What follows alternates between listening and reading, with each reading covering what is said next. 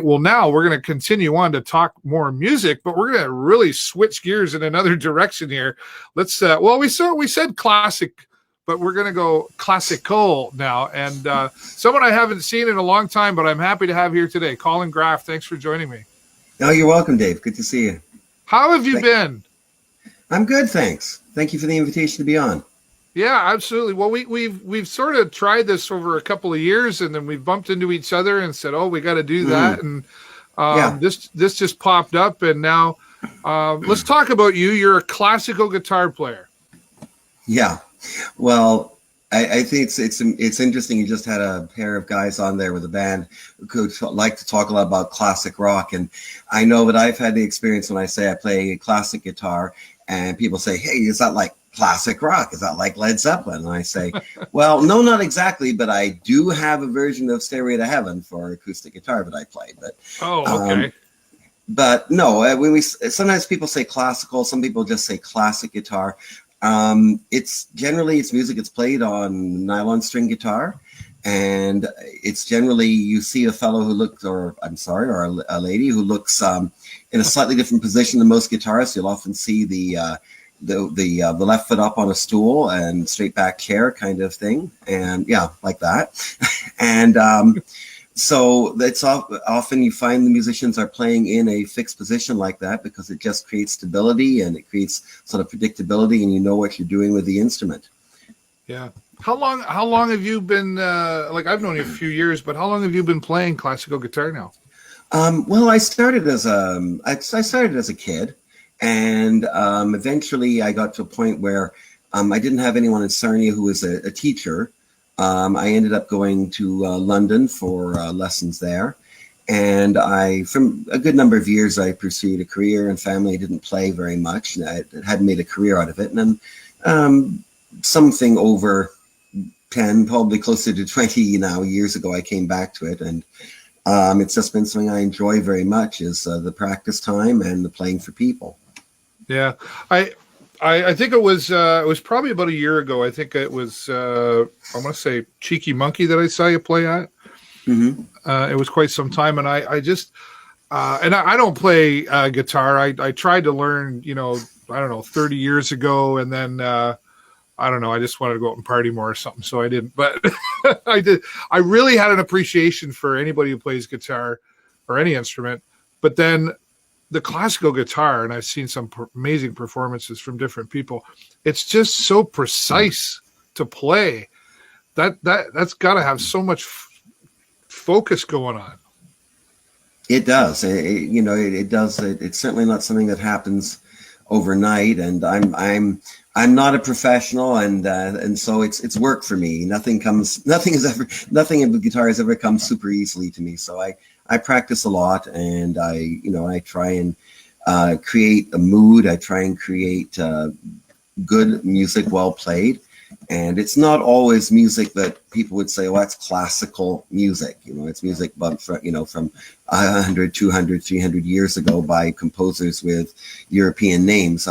Some of my favorite music I like to play is for instance music. It's for acoustic guitar mostly, by musicians who are some from the English prog rock tradition. The two Steves are two of my favorites. Steve Howe, who was guitarist with Yes at Asia, and Steve Hackett, who was a guitarist at Asia. With Genesis, and they both had long careers as solo musicians as well. So they figure quite prominently in what I do. I also like to create something of a seasonal program for this time of year as well. I'll be doing that some of that at the Lawrence House this coming Friday for First Friday. Yeah. So, what are you going to take? Like Silent Night going to be in there and those type of things? Yeah, or? It will be. And sometimes, you find that even if it's not a particularly new arrangement, but if you take a familiar tune and put it in a different kind of instrumentation, like on guitar, it does take on something of a different character or a different personality. But I do have a few things that are in different arrangements. I have one medley of a few that I've sort of put some different Christmas melodies together in a new kind of way. I am doing some pieces from the Nutcracker Ballet.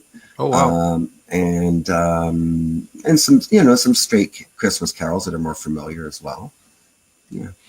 Well, I think it'll be entertaining and to come and watch you. You mentioned the Nutcracker. I remember going and seeing that in Toronto. I think I was like 11 years old, and it's just one of those sounds and just certain pieces of music they just stick with you. You never forget, right? Mm-hmm. And you're a journalist as well. Is that correct? Yeah, and I've been teaching for a good many years. I teach elementary school. Right? Yeah, right. Yeah, so yeah. that journalist side of you, is this? I mean, that's an expression. Writing is a way to express. So, would you call this like an alternate way of you expressing yourself besides being a journalist? Oh yeah, this is the creative, emotive, kind of side to a person, I guess. Yeah. It I have a history in music, family history in music, and it's certainly a big part of who I am as a person. Yeah. Yeah. And are you teaching? Do you teach music in the elementary system as well, or is this a part of what you get to teach? I don't teach guitar in school. I don't teach guitar. No. We do have some. I do have a few music classes where I'm teaching. Yes. Yeah. That's great. And I always got to ask this question of someone who plays the guitar: how many guitars do you have? Very few. Okay. Very few. I am not a guitar collector. No. Though my wife says I definitely have the collecting gene, I do not have the guitar collection. No, not really. No. So do you have just one, or do you have two? Or well, I really only have two guitars really right now. Yeah. Okay. I mean, I'd love to add to that, but right. Well, you maybe when you retire, maybe right. Maybe if I don't retire. Yeah, there you go. What kind of guitar are we looking at here in this picture that we're showing off? That's my regular classical. It's a standard Yamaha off the shelf model. It's not a particularly fancy or elaborate instrument, but it's a nice solid instrument. It's been with me for a lot of years, and she and I get along pretty well. There you go. Now, the Lawrence House, again, you're going to be playing there this first Friday in December, this Friday coming up. Yeah. And that's going to start at 7:00, right? Yeah. And is there a cost for people to come in, or are you no? It's a casual thing. It's not really a concert. I'm playing upstairs. It's there's an author's event going on upstairs, and there are also there's the art exhibits are downstairs. And I imagine there may be some refreshments. I'm not 100% certain what's going on. But I'll be playing in one of the rooms upstairs, and there will be seating. So people are welcome to come and have a seat for a little while. No need to, you don't have to stay for intermission. It's not a formal concert, right. Yeah. And do you take requests? As I said, I have a few Christmas items. I don't have, just about every Christmas piece of music under my belt. So I'm not sure really if I'm going to be taking a lot of requests, but I do have some of my other music I'll be playing as well, though. So right, fantastic. Yeah. And our friend Kelly is out there. I think I already know the answer, but he wants to know: will he be playing at the 6th annual Rock and Roll Christmas? No, I haven't been invited. But I am available for bookings for Christmas events or Christmas parties or things that are going on. So I do have some availability if anyone's interested. Yeah, and they can just go to we've got your Facebook page up there on the screen. Is that the best way to reach you? It's a good way to reach me for sure. Through the Facebook page, through Facebook Messenger on there. Those are probably the best ways to reach me right now. Yeah. Okay. Fantastic. Yeah. Well, I'm hoping I get I was just going to add it on my page. I do have some links to some audio recordings of some. Oh things. Yeah, I was listening to some. You're on SoundCloud. Yeah, and it's linked in through the Facebook page there. Yeah. I was listening, and I was like, wow. I just I kind of closed my eyes and try to imagine even doing that, let alone actually pulling it off. But, just don't tell me you closed your eyes and went to sleep. That's all. No, I did not. No. I spent actually I was listening for I was on there for a good half hour, 40 minutes, listening to all the different ones. Some from a few years ago to recently, and it was I had them playing in the background while I was doing some work here in the studio. It was very, very soothing. So, and you're certainly very talented at it. Thank you very much. I commend you for that. And Colin, thanks so much for joining me here today. I'm glad that we finally were able to get you here on the show. You're most welcome, Dave. Thank you for the invitation.